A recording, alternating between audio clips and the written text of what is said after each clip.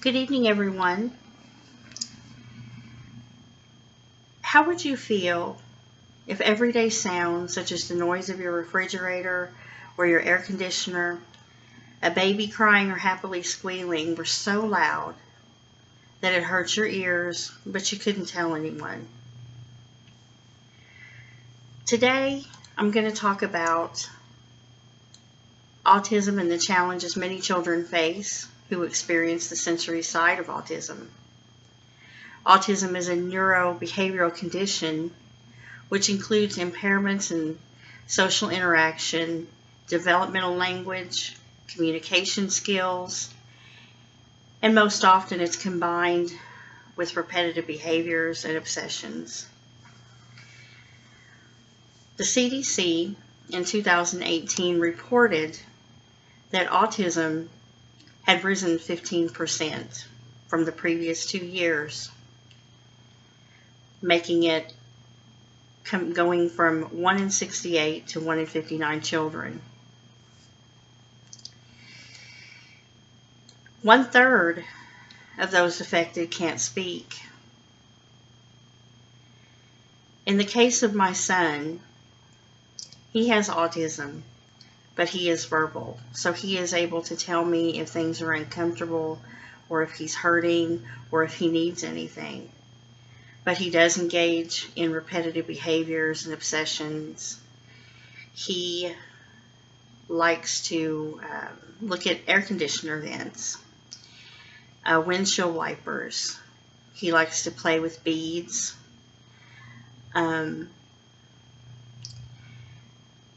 We have to let him know ahead of time before we go on a trip, or if we want to go out to a restaurant to eat, or if we need to go into a store, we have to tell him ahead of time.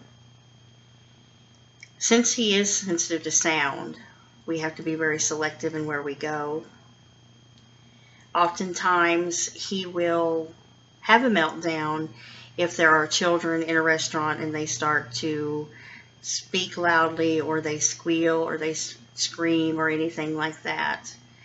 And when he has had his meltdowns, of course, you have people stare, which is a normal thing.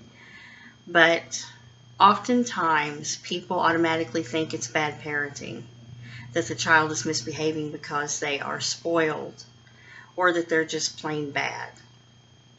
These aren't the cases. When a child with autism has a meltdown, they're trying to communicate something. Oftentimes, their anxiety level becomes so high that they don't know how to regulate and bring themselves down into a comfortable level.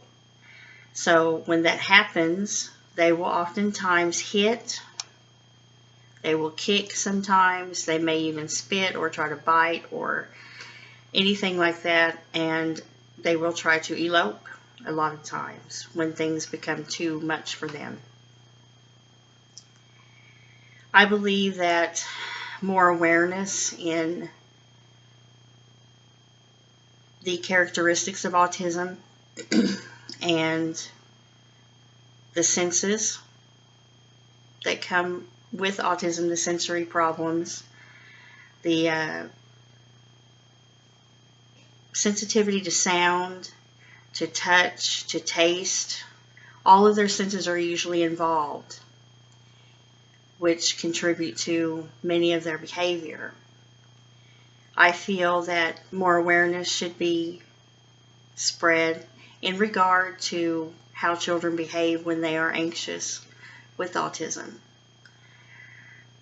So the next time, if you're ever in a store or a restaurant and you witness a child that is having a hard time, maybe they're crying or screaming, think about this. If that child has autism, that could be the reason for their behavior.